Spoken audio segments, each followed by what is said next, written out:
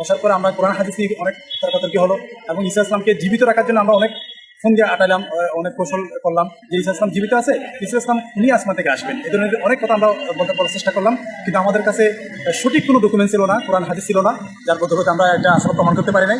পরবর্তীতে ওনার থেকে আমরা কোরআন হাদিসের মাধ্যমে অনেক হাদিস পেলাম, অনেক কোরআন শরীফ পেলাম। কোরআনের প্রায় 30টা মতো আয়াত আমাদেরকে দেখালো যে ঈসা ইসলাম ওপার অলরেডি হয়ে গেছেন। এবং এটা প্রমাণের জন্য আমি ভিডিও ফুটেজ দেখলাম যে উনি কাশ্মীরে শুয়ে আছেন।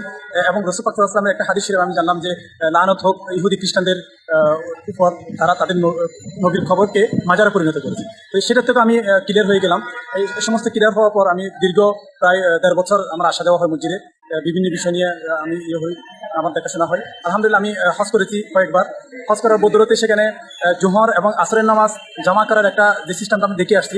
কিন্তু এখানে আসার পর আমি যদিও বা টঙ্গীতে গেছি, ইস্তেমা করেছি, তাবলীগ জামাত ইসলামীর